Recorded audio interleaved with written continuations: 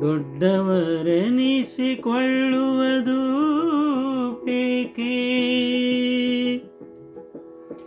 ದೊಡ್ಡತನವು ಕೃತಿಯಲ್ಲಿದ್ದರೆ ಸಾಕಲ್ಲವೇ?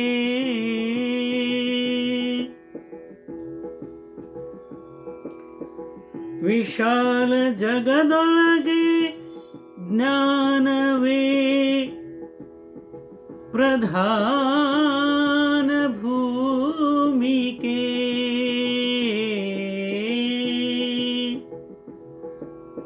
ಆ ಜ್ಞಾನ ಸಂಪಾದನೆ ನಮಗೆ ಬೇಕಲ್ಲವೇ?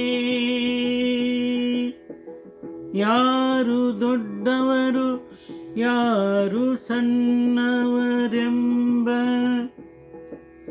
ತಾರತಮ್ಯವೇಕೆ? ತಾರತಮ್ಯವೇಕೆ?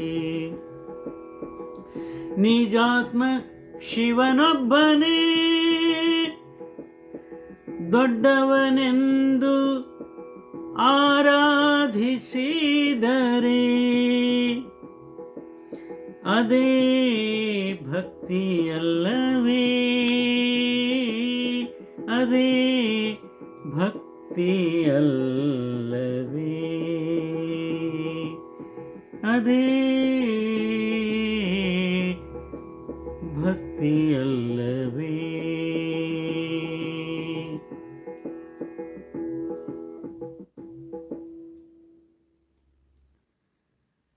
ದೊಡ್ಡವರು ಅನಿಸ್ಕೊಂಡ ಕೂಡಲೇ ಎಷ್ಟೊಂದು ಆನಂದ ಆಗಕ್ಕೆ ಶುರು ಆಗ್ತೈತೆ. ಅದೆಲ್ಲರಿಗೂ ಬೇಕನ್ನಿಸ್ತದೆ. ಆದರೆ ನಿಜವಾಗ್ಲೂ ಅದು ಬೇಕೇ ಅಂತ? ದೊಡ್ಡತನ ಅನ್ನೋದು ನಮ್ಮ ಕೃತಿಯೊಳಗಿದ್ದರೆ ಸಾಕಲ್ಲ. ಇಡೀ ವಿಶಾಲ ಜಗದೊಳಗೆ ಅಸಂಖ್ಯ ಜನರು ಅದೆಷ್ಟೆಷ್ಟೋ ಜ್ಞಾನವನ್ನು ಸಂಪಾದನೆ ಮಾಡ್ತಾ ಇರ್ತಾರೆ. ಜ್ಞಾನವೇ ಇಡೀ ಜಗತ್ತಿನಲ್ಲಿ ಒಂದು ಪ್ರಧಾನ ಭೂಮಿಕೆಯಾಗಿದೆ. ಆ ಜ್ಞಾನ ಸಂಪಾದನೆ ನಮಗೆ ಎಷ್ಟು ಬೇಕೋ, ಎಷ್ಟು ಸಾಧ್ಯವೋ ಅಷ್ಟು ಸಂಪಾದನೆ ಮಾಡಿಬಿಟ್ರೆ ಸಾಕಲ್ಲವೇ? ಅಲ್ಲಿ ಯಾರು ದೊಡ್ಡವರು ಯಾರು ಸಣ್ಣವರು ಅನ್ನುವಂಥ ತಾರತಮ್ಯಕತೆಯ ಅವಶ್ಯಕತೆಯೇ ಇಲ್ಲ.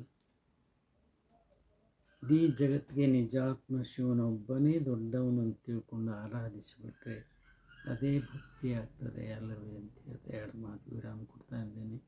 ಇದೊಂದು ಸ್ವರಚಿತ ವಚನ. ಹಾಡಿದವರು ರವೀಂದ್ರ ಜಕಾತಿ.